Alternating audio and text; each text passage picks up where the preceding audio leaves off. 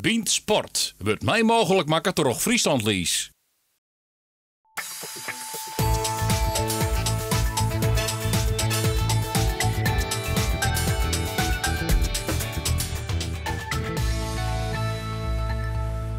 Welkom bij weer een nieuw seizoen van Bient Sport. Cambuur gaat het weekend van zijn eerste oefening.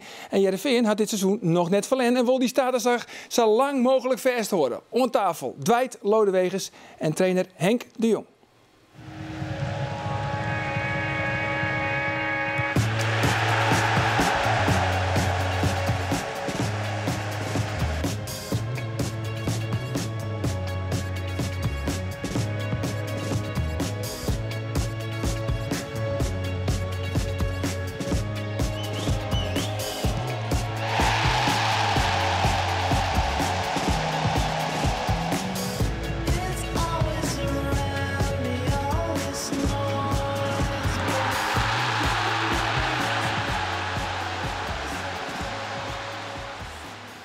Heren, welkom. Ja, de beide haartrainers. Wat is er mooier om het uit te zetten naar je Bient Sport. Maar de beide haartrainers van Cambuur en van Heerenveen.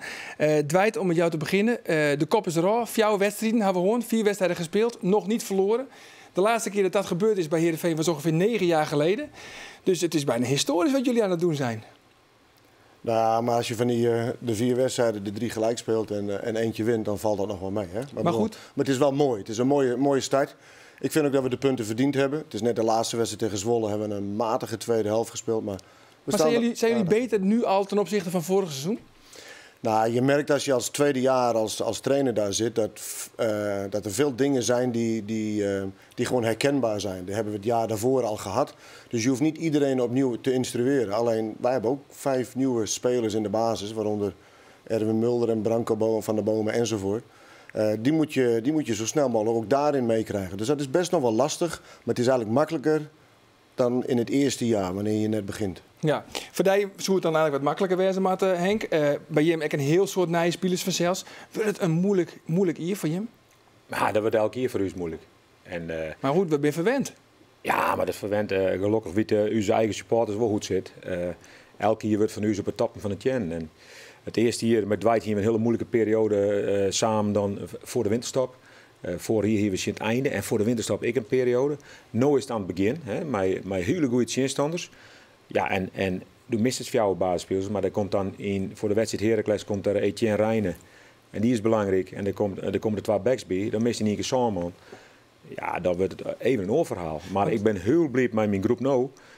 Jongens die we erbij kregen, die hebben er in ieder geval gegooid. Want oors moest mijn boetenspelers op de back spelen. Nou, dat was even moeizaam.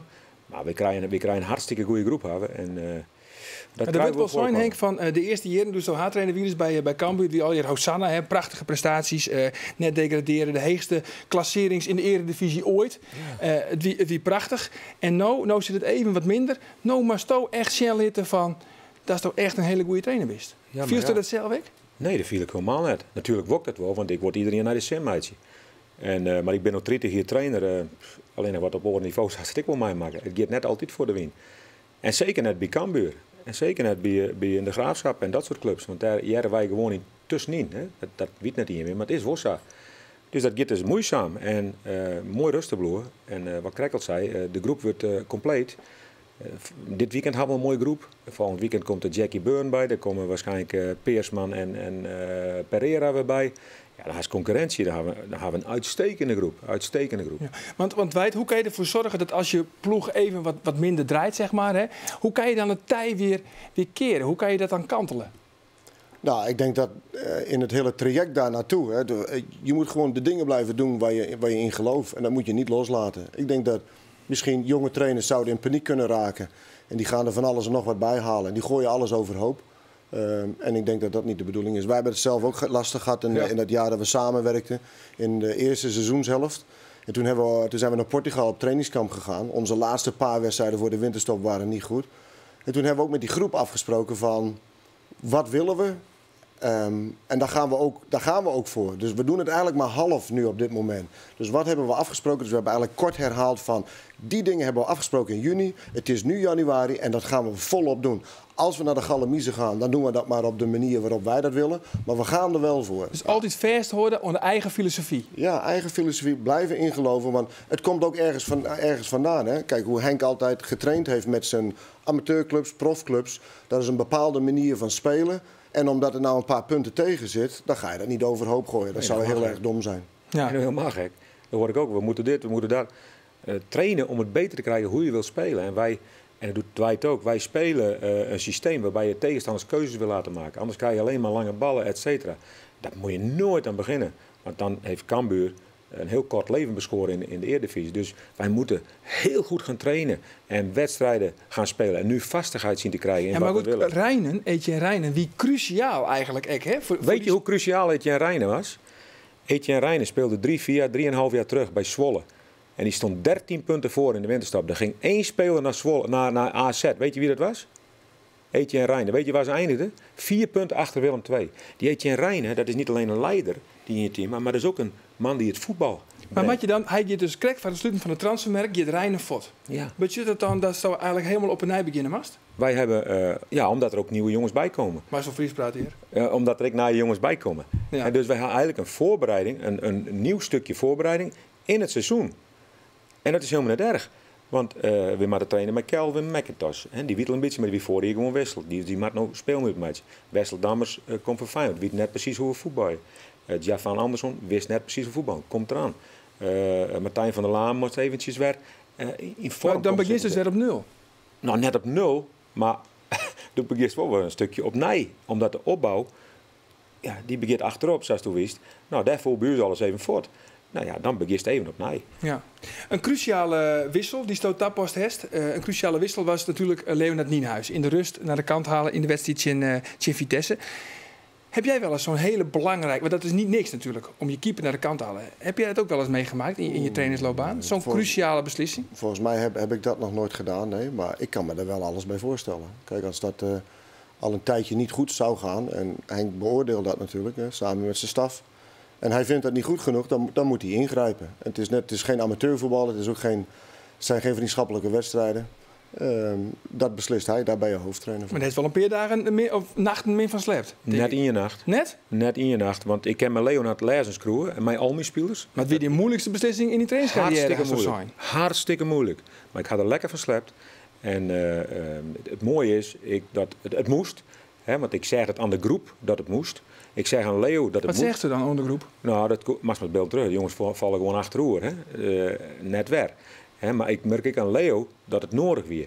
En dat hier Leo zelf net terug. En het mooie van Leonard is, hij is een dag even een bezakje lip, dan heb ik oud praten. En Leo, ik zei, ik vind het heel vervelend, we laten het even bezakken. Toen ben we Tiertje bij elkaar en zitten dan mooi met zijn bij. En ik net in erbij, gaan we mooi zitten praten. En zei, train, ik heb ook met mijn zaakwaarnemer gesproken. En die zei eigenlijk, die kwam erop neer. Hij zei, misschien is er wel ingeslopen dat je het zelf even niet door had. Hè? Want onze keepers, en Henk de Jong en alle spelers, maar de top van het jen erin. Dat met Leo ook. Dus hij zei, misschien is er wel onbewust ingeslopen dat ik het zelf niet helemaal door had. Maar ik ga weer knokken om terug te komen. En niet op een manier dat Harm er last van heeft. Maar ik zal zorgen dat ik weer beter word. Ja. En dat is wel even kwaliteit. Dat vind ik prachtig van. Ja, we hebben een oud doelman van Cambuur, Wim de Ron, hebben we ook vregen wat hij vindt van de keeperswissel. Hartstikke best. Kom je hier nog vaak, Wim, hier in het stadion? Eigenlijk alleen als mijn zoon speelt. Ah, oké. Ja, en dat is niet zo vaak. Nee, want wij zochten inderdaad een volledig objectieve analyse van een oud-keeper van Cambuur over Harm Seinstra en Leonard Nienhuis. Maar dat wordt lastig? Nee, je kan wel objectief je mening geven. Je mag je mening geven zoals die is. En, maar je zoon? Hij wordt getraind door Harm, dus het wordt een beetje lastig. Hij heeft wel een bepaalde uitstraling zoals hij in de goal staat. Een bepaald overwicht denk ik wel op zijn verdediging om bepaalde dingen aan te coachen. Ik denk dat dat wel zijn sterke punten zijn. Haalt hij met links, ja, Nienhuis, wat een cadeau zeg voor Vitesse. Hij maakt wel eens foutjes. Dat is een van zijn zwaarste punten denk ik die hij heeft. Is Nienhuis niet veel te klein? Nee, hij is groter dan mij, dus hij moet het makkelijk aan kunnen. Ja. Een opvallende wissel, halverwege. Zijnstra vervangt Nienhuis. Zijnstra is technisch een betere keeper als die andere, als Nienhuis. Hij heeft een goede trap, goede opstelling in de goal. Hij is groter, dat scheelt. Zo krijgen ze natuurlijk wel cadeau, de doelpunten vandaag, Vitesse. Ik denk dat het zwakste punt van hem is dat hij op dit moment nog te weinig ervaring heeft in de Eredivisie. Zijnstra of Nienhuis? Ik denk dat het elkaar niet veel maakt. Hallo, je bent trainer, je moet kiezen. Nee, dan is het een momentopname in de voorbereiding waar je voor kiest. Maar wie is er beter? Je moet kiezen. Ja, het is lastig om te kiezen. Je moet kiezen. Als ik dan tussen die twee zou moeten kiezen, dan zou ik voor Nienhuis kiezen. Ja, hij vindt het lastig om een keuze te maken. Maar hoe ingrijpend wie het? Ja, ik vond het zelf wel mij van. Ik ga mijn hele selectie te maken zien en daarin maakt hij gewoon keuzes. Ik vind trouwens een hele keurige analyse van Wim de Ron.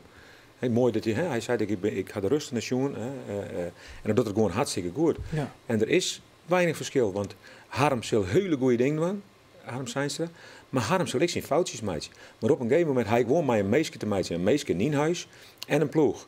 En daar moet ik op passen. En daar ben ik trainer voor. Het is meer hobby wat we doen en daar worden we voor betaald. Maar soms is het gewoon best trainer en dan best aan het werk. Nou willen we graag praten met Harm Zijnstra. Want we waren bij de training van Cels, met de camera erbij. Ja. En Leonard Nienhuis ook om een reactievreetje. Maar vooral ik Zijnstra. Maar dat mocht net. Ze mocht net voor de camera. Ja, wie vanuit de club, ik beslis. Nou, waarom is dat dan? Nou, ik denk dat je even de rust bewaart. Wat moet Harm nou zeggen? Wat moet Harm nou Leonard zeggen? En Leonard nou Harm? Laat het even een bezakje. Ik kan het wel begrijpen en daar sta ik wel achter. Laat de jongen even lekker concentreren op morgen. Laat hem zijn wedstrijd keepen. En volgende week kan hij gewoon voor de camera. Maar even dat beladen eruit. En wist je wat het mooie is van zo'n wissel? Toen had de dag erop, wie het heel Nederland even beter. Hè? En toen had ik 2 weken niks gehad. En nu zie ik er nog 2 weken les van over. Dan ik nou de beslissing nemen. Dus ieder nadeel had zijn voordeel. Waar zei dat weer? Precies. Dat waait men samen met voetballen. Dus ik Branko van den Bomen. Ja. Die komt in één keer vanuit het niks bij Eindhoven naar Heerenveen. En hij voetbalt als een routinier. Ogenschijnlijk makkelijk. Is de stap van de Jupiler League dan eigenlijk niet zo heel erg groot naar de Eredivisie? Nou, Branko die moet ook nog wel wennen. Die moet nog wel wennen aan het tempo wat er gespeeld wordt. In meer trainen, anders trainen. Maar het gaat er makkelijk af. Ja, maar dat is niet... aan de bal is dat wel maar prima. Dan ziet hij dingen ook goed. En dat is een grote kwaliteit van hem. Hè.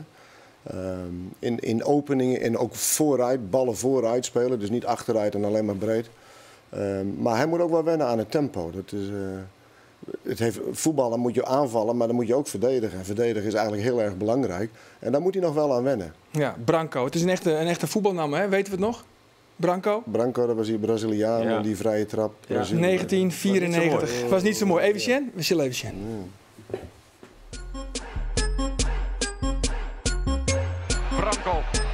Branco in de tank. Ja, best wel vaak natuurlijk, omdat ik zelf in de voetbalwereld zit. Ik denk als ik er zelf niet in had gezeten, dat het niet zo vaak voor was gekomen. Vrije trap op een gevaarlijke positie, dat weten we. Zoals bekend, de vrije trap van 1994. Mijn vader en moeder zagen hem. Mijn vader was er niet zo blij mee, want we gingen er natuurlijk uit. Maar mijn moeder vond het een hele mooie naam. 30 meter, recht voor het doel van Ed de Goeie. Ja, toch wel aardig vaak. Er zijn wel vaak mensen die mij het laten zien. Dus ja, ik heb hem wel vaak teruggezien en ik word er nog steeds niet echt blij van. Branco slijpt de messen en kegelt die bal door de muur. Ook als je het nu terugziet, hoop ik nog wel dat hij buitenkant paal gaat. Maar dat gaat niet meer lukken, denk ik. Schitterende goal. Formidabele vrije trap van Branco. Branco slijpt de messen en de Goeie. En kegelt die bal door de muur en een schitterende goal. Formidabele. Mag je de vrije trap ook nemen dan? Ik moet zeggen dat hij wel die trap van die Braziliaan Branco over heeft. Want Branco heeft een fantastische trap in zijn poten. Dat is niet te geloven. Ja, is hij de eerste man voor de vrije trap? Nou ja, er zijn er wel meer die vrije trappen kunnen nemen. Maar als je bijvoorbeeld de cornerbal van hem ziet en hoe die bal tweede paal legt met de vreven, dat is echt op de stropdas. Ja, mooi voetballer om nou te zien. Aast zit het ook even houden hoe tak om weekend. Nog even wat oors, want Henk, die nam me ook heel vaak in combinatie de laatste weken met FC Twente. Speelt het er nou wat? Hartstikke mooie club. Ja, hij staat om tafel best met FC Twente om daar haattrainer te winnen? Nee. Ik vind dat ik alles maar concentreren op SC Cambuur. En Dat wordt een hele tour, dus ik ben net met een andere club bezig. Nee, want ik... Hartstikke mooi dat je naam wordt. En dat is toch net tenminste, hè? Co Adriaans. Ik bedoel, ik kan ook wel wat argumenten opnemen om te zeggen van waarom Sto naar FC Twente tag is. Ik bedoel, financieel zit er een fruit in. Een mooi moment om in te stappen bij FC Twente is er vanzelfs net. Nee, maar een moment op Savoort te gaan bij Cambuur is er ook net. Voor mij hebben wij, en ik samen met Dwight en maar ik mijn persoonlijk geweldig naar de zin gaan en nog steeds bij Cambuur. Dus we moeten eerst maar zorgen dat wij Cambuur goed op een rit hebben en dan showen we dan wel weer. En daar ben ik mee bezig en voor de rest niks. En als er ooit wat komt, dan jerk ik het wel. He, maar het is ook een beetje prestige. Best in het begin ook anders. Lid even was trainer kerst. Maar vooral met mijn groep om Cambuur weer rapport te krijgen. En dat is het belangrijkste. Dus in de wedstrijd in FC Twente, tussen is het ook gewonnen op de bank bij Cambuur. Daar hoeft toen net door in te zetten. Oké, dan weten we dat. Hey jongens, de Noordelijke Twaststriet, de Noordelijke Derby tegen FC Groningen. Wat is nou eigenlijk de mooiste derby waar u bij betrokken was? Ja, kan ik heel kort zijn. Dat waren de voorgaande jaren. Heerenveen-Cambuur. Cambuur-Heerenveen. We hebben zelf de eerste jaar meegemaakt toen. Hè? Allemaal prachtig. Hè? Toen verloren we in Heerenveen. Toen wonnen we in Leeuwarden. En vorig jaar was het bij ons gelijk. Hè? Bij jullie wel. 41 wedstrijden. Nou ja, daar kan Groningen niet tegenop. De wedstrijd Heerenveen-Groningen. Het is wel een derby. Het is wel een derby, dat wel. Ik heb ook het gevoel dat het in Groningen meer leeft dan in Heerenveen. Ja, weet ik niet. Ja, ik hoor dat ook vaker. Zij willen eigenlijk veel liever van ons winnen dan dat wij van hun zouden winnen. Alleen willen winnen. Alleen wij willen dat natuurlijk wel heel graag. Alleen bij hun leeft dat wat meer, geloof ik. Zullen we even horen naar Erwin van der Looy wat hij ervan vindt? Mooi. Voor mij is het in ieder geval de derby van het noorden. Alleen, ik heb er niet voor gestudeerd en niet voor geleerd of dat ook echt zo is en hoe die belangen liggen. Maar voor mij is in het noorden de wedstrijd Heerenveen-Groningen, omdat ik natuurlijk ook bij Groningen zit.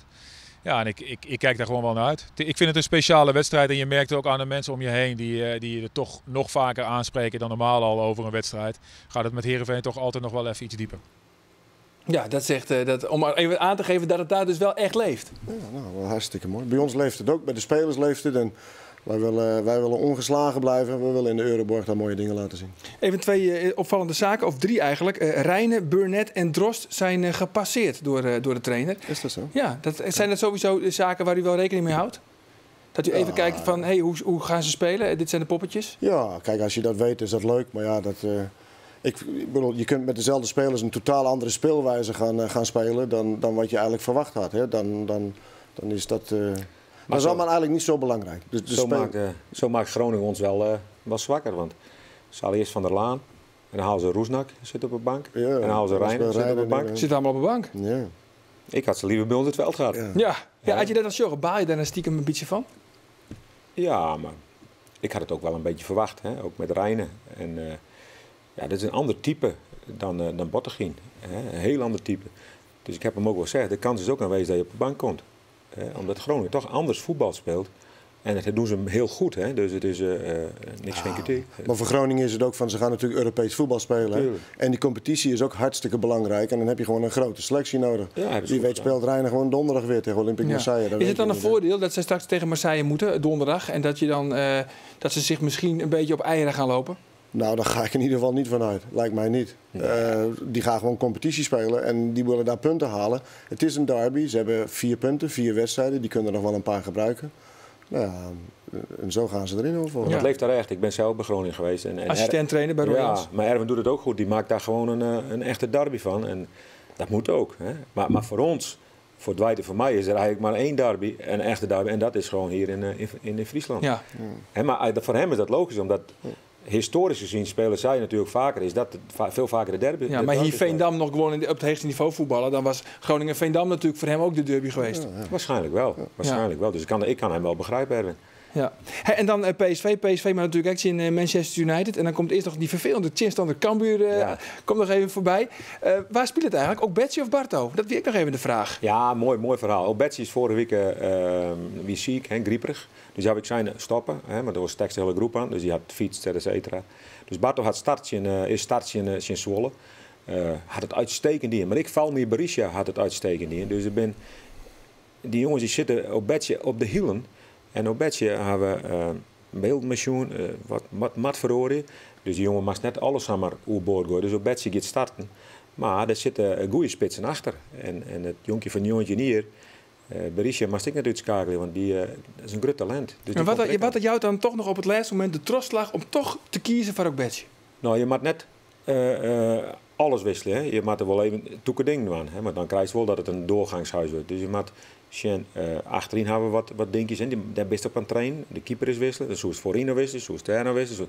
Dus het moet wel logisch blijven. Ja, want elke niet heeft ook ondervinding, ervaring. Ervaring is belangrijk. Maar goed, Nienhuis, zijn steden te zien, minder ervaring. Wist Macrini al kwijt, Bijker is voort.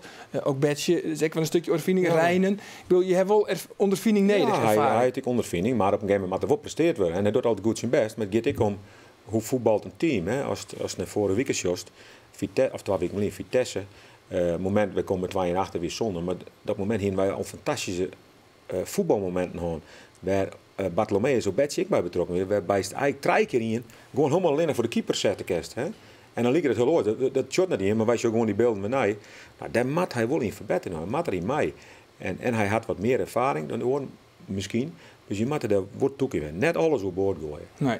Net alles op boord gooien. En dan misschien de eerste overwinning in de regerend landskampioen. Even jaren wat Philip Cocu, collega Cocu ervan zei. Hartstikke goed. Nou, ik denk dat de afgelopen seizoenen hebben laten zien dat dat niet zomaar vanzelf gaat om daar te winnen. Dat zijn geen makkelijke wedstrijden geweest. Zij hebben dat ook weer tegen Feyenoord laten zien. Dat was uiteindelijk een overwinning van Feyenoord, maar waar het heel lang gelijk op ging. Dus wij moeten niet alleen naar de stand van de ranglijst kijken en op een bepaalde manier naar Leeuwarden gaan afreizen. Want dan heb je niet de juiste instelling en dan ben je niet op de juiste manier voorbereid. Nee, ze nemen Cambuur dus wel degelijk serieus. Is ook logisch. Belangrijkste man misschien bij PSV, gevaarlijkste man is Luc de Jong. Hoe moet je hem onskeerlijk maken? Nou, die mag net tegen bij de goal gaan. Dus er zit veel van de goal speel je maar. Want tegen bij de goal is die vent allemachtig gevaarlijk. Ja. Rechtstreeks naar de goal toe. Maar ik in de kleer lezen voor rennende middenvelders. Dus we moeten dus eigen spel spelen. En dat geef ik aan.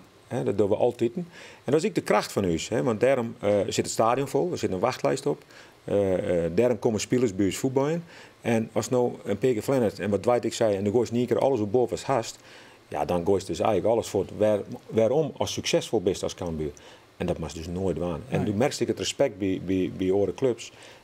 Dammers van Feyenoord. Dat we direct zijn, oké, die mag wel naar Cambuur. Want daar spelen ze een bepaald idee van voetbal. Waar er jongens beter worden. Nou, dat gaat het hier gebeuren. Ja. Nog even over Luc de Jong. Want Luc de Jong dat was ook wel lastig in het Abelense stadion. Hè? Jullie hebben al tegen PSV gevoetbald. Is dat wel echt het gevaar? Jawel, ook wel. Maar wij hebben ook gekozen voor het voetbal. Hè? Waar Lucas Bijker in het centrum staan met Jerry Sint-Just. Ja, dan had je ook andere keuzes kunnen maken als je dus echt bang was geweest voor Luc de Jong. Nou, daar waren we niet bang voor. We wilden ook zelf ons eigen lot bepalen.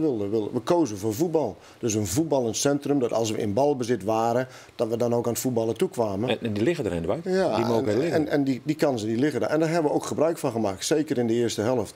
En dan neem je op de koop toe dat hij is gewoon een kop groter dan, of 1,5 kop groter dan Lucas Bijker. En op het eind kregen we daar ook een probleem mee. Alleen, nou, het was wel een aardige wedstrijd van onze kant. Waarbij ik heel blij was en trots was dat we daar eigenlijk voor kozen ook. Ja, met een mooie uitslag, 1-1 uiteindelijk. Ja. Jongens, hij is er nog. De quiz. Even zonder Berend Schootstra, maar wel mij Henk en Henk.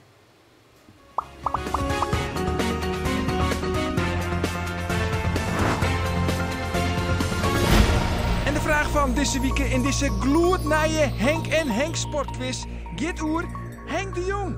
Want bij Hokker Amateurclub begon Henk de Jong aan zijn trainerscarrière. Is het A, de Dragster Boys? Is het B, bij de VV Snits? Of is het C, Harkemasse Boys?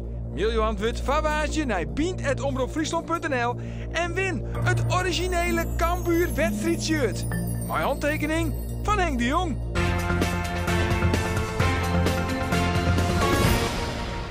Henk, de show is net echt heel gelukkig. Ja, die poppenkast doe ik net aan mij. Nee, maar ik kan toch wel een handtekening zetten? Ik zet wel een handtekening, ja, okay. Maar ik doe net maar aan een quiz van Jim. Nee, maar zo moeilijk is het toch net? Trouwens, toen ze dat zegt, hè, toen was toch amateurtrainer. Is er ooit toch dat je ooit trainer wilde Soers van Cambuur? Op dat stuit die beelden? Nee, toen net. Maar hier heeft 15 lijn. Hier heeft 12, 13 lijn. Toen had ik mijn vrouw zijn... Daar wil ik ooit trainer worden, dat is Cambuur. Ja? En dat is uitkomen, gelukkig. Ja, dat is wel mooi. En dan mijn vrouw tevreden, want het is echt 100%. Dat is echt weer. Echt 100%. Ja, en eigenlijk had u misschien al zoiets van bij VVOG, mijn betaald voetbalcarrière zit er eigenlijk misschien wel op. En toen belde Cambuur. En toen belde Cambuur en daar was ik ook wel heel dankbaar voor. Maar ik zat daar niet zo over in. Bij mij was ik ik zat in een sabbatical, zeg maar. Ik was veel jaren in het buitenland geweest. En voor mij, in die privésfeer was wat gebeurd. Dus ik vond het toen een mooi jaar om bij de amateurs te zijn. En ik was blij dat ik weer bij Cambuur aan de slag was. Dwight is gewoon een liefhebber. En dat heb ik ook. Als ik nou weg moet, dan ga ik zo ergens trainen waar ik denk, ik ga lekker trainen. Maar kan mij het schelen. En dat heeft Dwight ook gedaan. Maar wij waren hartstikke blij dat hij weer naar ons toe wou komen. Er kwam ook vanuit de trainersgroepen, vanuit de directie. Hebben we echt bewust Dwight gevraagd om zijn voetbalvisie, zijn voetbalidee. En daar zijn we, denk ik, als Cambuur zijn er hartstikke blij mee geweest. We hebben een mooie en we hebben een fantastisch jaar gehad. Ja. Daar neemt niemand ons weer af. En takom seizoen of takom weekend werden prachtige affiches met Cambuur, Tjin PSV en Grains, Tjin Heerenveen. Heren, tegen tank op de radio doch we even zelfs live verslag van die beide wedstrijden. Snuntjoen in het eigen Cambuurstadion. Tot collega Roelof de Vries verslag van Cambuur PSV. En een dag later is diezelfde Roelof de Vries, hij krijgt reiskosten, ook in de Euroborg, om jou op de hoogte te houden van alle ontwikkelings bij Grains Heerenveen. Ons 4. Bean Sport op televisie, maar dit seizoen gaan we elsevreed langer terug op internet. Zocht daarvoor op omroepfriesland.nl/bean. Heren, tegen tank, ons 4 en waar we het ontaast en ons alvast een goed weekend. Dag. We zijn weer rond bij Bean Sport op internet. Om tafel nog altijd de heren Dwight Lodewegers en Cambuur-trainer Henk de Jong. Jongens, je hebben zelfs, het hebben we al een paar keer zijn intensief samengewerkt bij Cambuur. En nu hier aan tafel. Zien jullie elkaar eigenlijk nog vaak? Nee, we zien elkaar niet zoveel, hè. Nou, we appen wel eens of we mailen wel eens. Waar gaat het dan over? Altijd voetbalzaken? Nou, bijna altijd wel. Maar ook wel over laatste keer ging over Lucas Bijker. Nou, nee, eigenlijk helemaal niet over. Nee, ja, we hebben het ook wel over het gezinnetje en over vakantie. En over dingetjes die je doet en die je onderzocht hebt, waar je geweest bent. Nee, het gaat niet altijd over voetballen. Nee, maar heeft u veel vrienden in de voetballerij? Of ik veel vrienden heb in de voetballerij? Nou, er zijn er wel een paar, maar niet echt heel veel. Dat je dat vriend gaat noemen. Wel veel kennissen en mensen waar je mee omgaat. Maar er zijn er maar een paar die vriend zijn. Ja. Hoe is het bij jou? Hetzelfde? Maar ik vind dat leuk als we elkaar treffen. Dan is het gewoon hartstikke goed. En als Dwight wint of zo. Het is niet elke week, maar als we punten pakken, doe ik mij een berichtje. Of hij doet mij een berichtje. Ja. Hij is een soort van omleerd? Ja, tuurlijk. Maar andersom ook. Ik bedoel, er was gewoon... die wisselwerking was gewoon hartstikke. Die klik was fantastisch. En de discussies en de manier van trainen en spelen. En dat lag hartstikke dicht bij elkaar. Dus. Maar discussies, waar hadden jullie dan discussie over? Ja, ook hoe spelen, wat spelen. In de opbouw. Je valt aan, je verdedigt. Hoe ga je dat nou doen?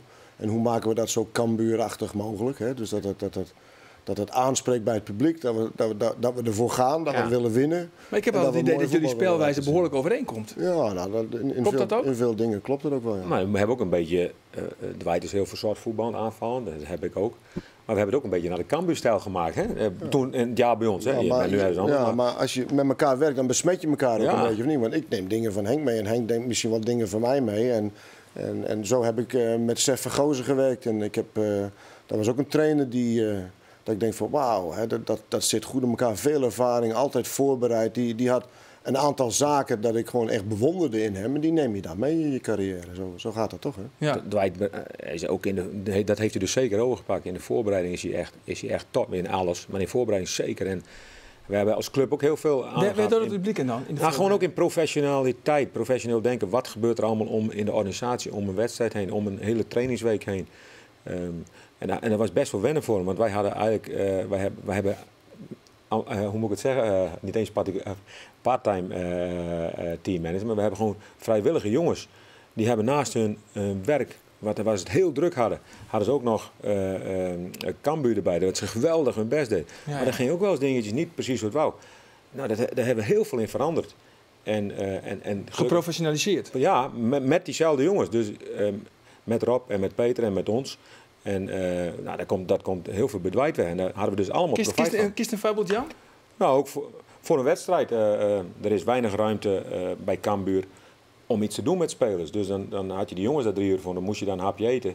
En dan kunnen ze eigenlijk niks. Dus dan gaan we ook naar het Oranje Hotel. En dan gaan we daar een hapje eten. En dan kunnen we even rustig een besprekingje doen. En dan gaan we dan weer met de bus terug naar het stadion. En dat zijn maar hele kleine dingen. Maar zo zijn er een stuk of 10 dingen. En ja, daar heeft de club ontzettende stap in gemaakt. Ja, ik heb nou een paar keer al de Cambuur-stijl. Is dat ook een beetje de Hollandse school, Cambuur-stijl? Ja, ik denk het wel, want zo ben ik ook wel eigenlijk een beetje opgegroeid. En ik denk Henk ook wel een beetje. Ik bedoel, mensen zeggen wel eens dat het overdreven is, hè? De mensen vermaken, het publiek vermaken. Maar ik vind dat echt heel belangrijk. Ik vind het resultaat het allerbelangrijkst. Maar als dat hand in hand kan gaan met het publiek vermaken en leuke dingen laten zien. De Hollandse school, en dat houdt het eigenlijk ook in. Hè? Mensen vermaken, hè? Aanvallend spel, de baas willen zijn. En ik weet wel, het zijn allemaal kreten. Maar dat is wel heel mooi. Ja, het bruggetje is natuurlijk snel gemaakt. Hè? Het Nederlandse elftal 2 keer verloren tegen IJsland en in Turkije. Met een Danny Blind die nou ook onder vuur ligt, terecht of onterecht. Even Jerry, wat Foppe de Haan zei. Het voetbal is gewoon slecht. Dus van je image naar boeten thuis is het slecht. Het is betaald voetbal, hè? Dus het gaat om geld. Dus het levert absoluut volle minder. Nou ja, en het kan zelfs van de economie slecht zijn, bij wijze van spreken, of we het net redden. We hadden moeilijk volgen de Hollandse school. Nou ja, dan kan je, wat is dat dan? Hè? Nou ja, dat is aanvallend voetballen willen, de bal gaan willen, attractief voetballen, dynamisch, zeg maar zeggen. Hè? Dus op mijn boeten speelt voor jou draaien. Nou ja, de uitgangspunt is prima. Maar dan moet je de kwaliteit en de spelers voor. En dat is ontstaan in de jaren dat we fantastisch elftal zien. En dan wordt dat een soort norm. Maar aan die norm kunnen we lang niet meer voldoen. Ja, we kunnen niet meer voldoen aan de norm. Het ligt aan de spelers. Moeten we doorgaan met de Hollandse school? Dat weet ik niet. Maar ik wil hier wel iets wat Foppe daar zegt. Maar ook en wil ik als voorbeeldje geven PSV. PSV was 2 jaar geleden.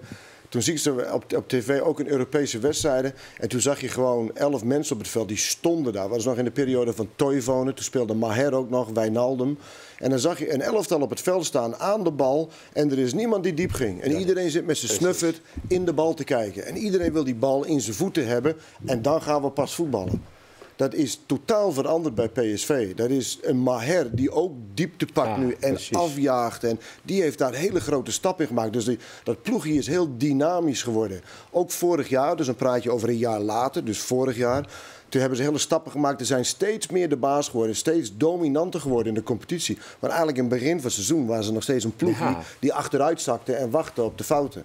En ik vind dat het Nederlands elftal, dat je in die 2 wedstrijden, dan heb je allemaal hele goede spelers, heb je er op het veld staan. Maar ook daar zie ik niemand diep te pakken. Iedereen wil in de bal spelen. Ja, als je tegen een goed georganiseerde clubje als IJsland, die in een 4-4-2 formatie speelt, dan maak je helemaal niks open. Dan blijft alles heel steriel en gebeurt er niks. Hè? En je loopt met je kop tegen de muur aan. Je gaat nergens heen. Nee, we redden net op, hè, het EK. En wat Dwight nu zegt, PSV 2 jaar terug speelde daar gewoon 0-0 Dwight, weet je nou? Want we hoefden eigenlijk niks te doen. De jubileumwedstrijd. Ja, maar we hoefden eigenlijk niks te doen, want zij gingen toch nooit diep. Maar nu wel. En daarom houden wij vast aan ons spel. Want wij hebben wel diepgaande van de streken. En een diepgaande Mika. En een diepgaande Virgil Narsing.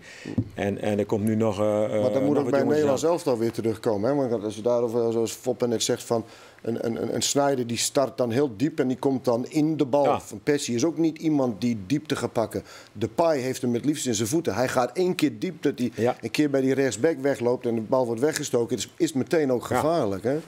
Nou, dat zal niet het enige zijn, maar ik vind voetbal is dynamisch. Mensen moeten ook vertrekken en niet alleen maar met de snuffert in de bal gaan spelen. Ja. Maar we gaan het niet redden, hè, het EK?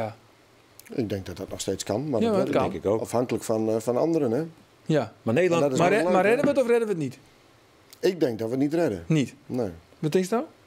Ik denk het ook niet. Maar Nederland, als het moeilijkste is, maak je de gekste sprongen vaak. En de bal is rond. We hopen het wel. Maar... We hopen het wel. Hè? We zijn wel supporters. Ik vrees met grote vrees. Maar ik doe ook niet mee aan al die kritieken op Blind, hoor. Wel wat Dwight zegt over de kwaliteiten van jongens. En er moet diepgang in zitten. Dat wel. Voor de rest doe ik niet raar over Blind. Nee. Maar het speeltje, speelt het Cambuur eigenlijk een beetje hetzelfde als Heerenveen? Omdat je een beetje dezelfde filosofie hanteren? Ja, allebei verzorgd, aanvallend. We willen het publiek willen we vermaken. Er zijn misschien een paar nuances verschillen wezen, hè. Maar het komt eigenlijk op hetzelfde neer. Ja. Dat is ook leuk, want ik merk ook, de Heerenveen supporters vinden het ook mooi. Hè? Zo de Heerenveen nu met Dwight speelt. Ja, en onze supporters die vinden het ook mooi als het goed bij ons gaat. Ik snap best wel even dat ze nu ook wat kritisch zijn. Dat is ook hartstikke goed. Maar ze houden wel van ons voetbal als wij weer een normale doen zijn.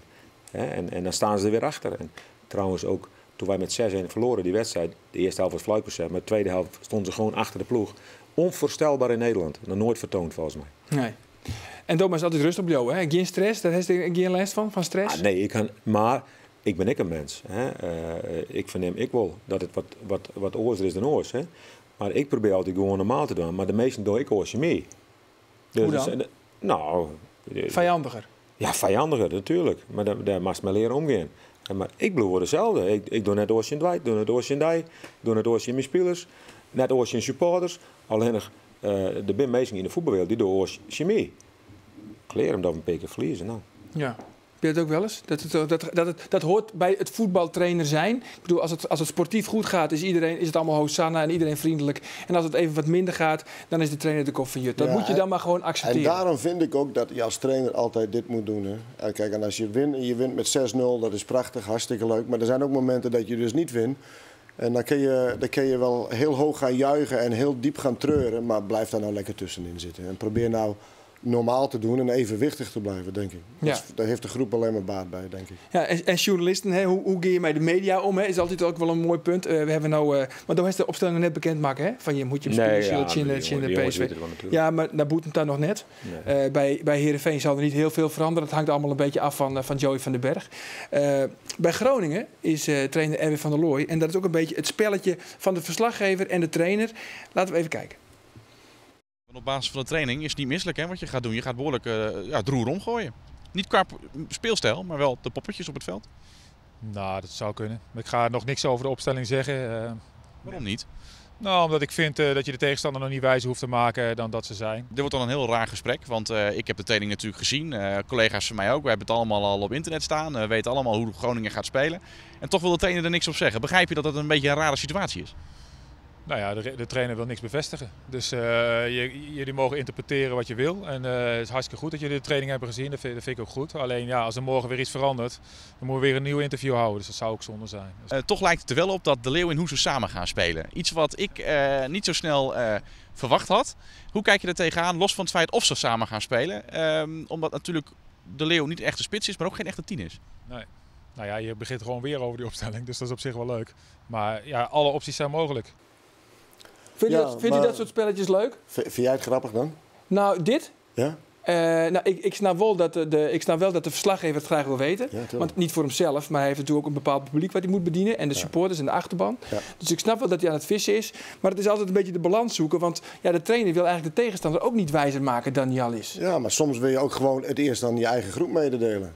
Maar ik denk dat de groep het al weet, toch? Nou ja, onze groep weet het officieel nog niet. Nee, bijvoorbeeld. En als ze dan naar mij vragen, is dat de opstelling? Dat zou ook wel gek zijn om de opstelling prijs te geven. Maar spelers weten meestal gaandeweg de week, weten ze eigenlijk wel of ze gaan spelen of niet. Ja, maar officieel is het nog niet. Dus ik bedoel, als je iets officieel maakt, dan ga je dat eerst naar de groep toe doen, voordat je dat in de media Maar nu bent niet echt een trainer. En dit is zijn keuze, hè, Erwin. Als hij dat zo vindt en hij wil dat überhaupt niet doen, nou, ook prima. Dat is zijn keuze. Ja, maar ik snap wel dat de media dat we graag wil weten. Ja, maar snapt u ook dat hij het eigenlijk niet wil verklappen? Dat snapt u ook eigenlijk? Ja, snap ik ook wel. Ja. Hoe doet u het eigenlijk? U maakt het eigenlijk altijd wel bekend. Ja, u zegt altijd van ik zeg nog niks, maar het is eigenlijk allemaal wel heel erg duidelijk. Ik hou niet zo van veel veranderingen. Niet, nee? Nou ja, dan zeggen mensen, dezelfde opstelling. Ja, dat zijn jouw woorden. Maar... Ja. Hoe doe je dat? Eigenlijk hetzelfde. Als straks alles duidelijk is, is het duidelijk. Ja, dat is altijd iets aan natuurlijk. Ja, dan is het duidelijk. Hè? Maar wij zijn nu ook nog wat we net zeiden, wij zijn in een fase van voorbereiding in het seizoen. En die moet nu klaar zijn, zo'n beetje. Ja, ik ga het ook nog niet helemaal vertellen. Waarom? Nee. Maar ook Betje spelen, Seinstra spelen. Ja, nou hartstikke Maasek spelen. Dat weet ik niet. Maar dan weet je van achter naar voren weet je het. Twee mensen. Hè? Ja. Maar dat is ook een leuk spelletje dan. Ja. En straks is alles duidelijk en dan is er geen... En het is ook mooi, de supporters vissen ook. En dat is ook prachtig mooi. Ja, elke niet. Ja, we willen het natuurlijk wel krijgen. Maar dat hoort er ook bij, hè? Dat is toch mooi? Nee, iedereen zit te gissen en te gokken. En ik weet dat is het mooiste wat er is. Dat vind ik wel leuk eigenlijk. Die interviews is eigenlijk best wel grappig. Eigenlijk maar er is er niks meer mee. En Erwin doet het ook laatst. Hij doet het ook goed. Ja, natuurlijk. Dus niks van. Hij is ook niet van. Ja, hij moet van mij ook wel een beetje lachen wat hij doet. Maar ja, hij mag niet lachen. Klaar, dat hoort een beetje bij het spelletje. Ja. Hey, nog eventjes over de bestuurlijke crisis. Want ja, sportieve crisis... Nou, crisis is misschien wat groot woord bij Cambuur. Bestuurlijk rommelt het wat bij Heerenveen. Krijgen jullie er überhaupt wat van mee? Wij op technisch vlak merken daar helemaal niks van. Nee. En dat wordt er ver buiten gehouden. Dus wij merken daar überhaupt helemaal niks van. Nee. Maar je kan het ook omdraaien. Je kan zeggen van als het bestuurlijk rustig is, zijn de prestaties op het veld ook beter. Ja, dat zou kunnen. Kijk, als wij nu 0 punten hadden gehad, dan had je ook gezegd van nou, dat heeft toch invloed op. Maar wij merken daar echt, met de hand op mijn hart, wij merken daar niks van. Dat wordt er gewoon totaal buiten gehouden en zo is het. Ja, het maakt u ook niet uit. Het is gewoon van, ze zoeken het maar uit. Ja, en ik ben gewoon verantwoordelijk op sportief vlak. Ja. En wat er daarboven allemaal gebeurt in het Kremlin, daar houd ik me ver van. Ik kan het alleen maar zeggen van, ik hoop dat ze eruit komen. Want het zijn ook mensen en ik hoop dat het er voor de club goed uitpakt. Dat het goed opgelost wordt. Maar weer, wij merken er niks van en we horen het wel. Ja, waarvan akte. Trouwens, Jordi Buijs komt terug. Ja. Van Aken die komt straks op termijn ook wel weer. Wat is eigenlijk? Oh, trouwens, ik heb het laatste nieuws van de Vuelta. Dat moest ook graag weten. Ja, graag. Hij had weer 3 seconden weer pakt, Dumoulin. Serieus? Ja, hij had weer 3 seconden bij. Dus 6 seconden? Op Aru. Ja, hij had nou 6 seconden. Jeetje. Ja, nou, ik moest die één op een hichte horen. Joop Zoetemelk krijgt een opvolger. Joop Zoetemelk krijgt misschien wel een opvolger. Ja. Maar nog eventjes, wat is eigenlijk uw ideale verdedigingslijn? Als al die jongens straks weer fit zijn. Ja, dat weet ik niet. Dan vechten ze er maar om. Ja. Wij hadden Can er eigenlijk gehaald als een middenvelder, Can en Kavlan. En die speelt nu linksback. Dat doet hij redelijk, dat doet hij goed. We hebben Lucas Bijker eigenlijk gehaald als linksback. Die speelt nou links centraal. Heeft fysiek iets meer dan Kavlan? Ja, dat klopt wel. Joost en Jordi, ik hoop dat ze er weer bij komen. We hebben Kenny Otikba, Jerry St-Just. We hebben een legio aan mogelijkheden. Maar Kavlan kan ook weer naar het middenveld. En Bijker kan ook weer Maar goed, daar staat Tern al. En ik denk dat je Tern en Larsson, die Zweedse tandem, die ga je niet snel uit elkaar halen. Nee, maar dat is ook de concurrentie, dat is ook het vechten, het knokken. En kijk, als je nou bijvoorbeeld naar Groningen kijkt, je ziet wat daar allemaal op de bank zit. Dat zou ergens anders bij clubjes overal gaan spelen. Maar ik zou nou, als ik in uw schoenen zou staan, ik zou nou als 2 druppeltjes krijgen. Hoe moet ik het straks allemaal gaan verkopen? Ja, maar dat heb je wel als je vroeg in de carrière zit als trainer. Dan denk je, hoe moet dat nou? En ik moet er niet te veel hebben. En je moet er ook niet te veel hebben. Maar die keuzes, uiteindelijk krijg je toch weer. Er worden mensen die raken geschorst of ze raken geblesseerd. Dat wijst zich meestal vanzelf wel uit. Rustig blijven. Ik vind de moeilijkste keuze altijd de jongens die op de tribune moeten. Die alles geven en die echt kwaliteiten hebben. En dan moet je ze op de tribune zetten. Ja, dat vind ik lastig. Maar ja, ze worden wel betaald eruit. Dat is... Ja, dat ben je van die slecht nieuwsgesprekken. Ja, maar die moet je wel gewoon aangaan. Ja. Dus iemand ernaast zet uit de eerste helft, dat is niet zo erg. En die komt dan op de bank. Ja. Maar die andere jongens wel. Dat vind ik wel vervelend. Nou jongens, ik had er zin in. Echt het weekend. Mijn mooie affiches. Tierentank van je komst. Hartelijk bedankt voor uw komst naar de studio. Graag gedaan. Maar het gaat steeds beter, hè, de Friese taal. Ik versta bijna alles. Bijna alles. Nou, dan doen we van alles in het Fries. Ons hier Beant Sport op internet. Ik zou zeggen, Tierentank van het Sjen. Tierentank is veel dank, hè? Veel dank. Veel dank. Veel dank. En succes, heren. Handtekening.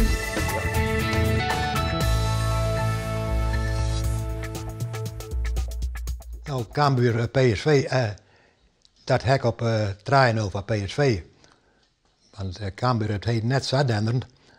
Dan mag het bijzeggen, ze hebben een dreigprogramma gaan. Dat nou daar. Wat zegt u ervan, Joke? Nou, ik net. Dan ben ik net eens. Beant Sport, waar het mij mogelijk maakt toch Friesland lies.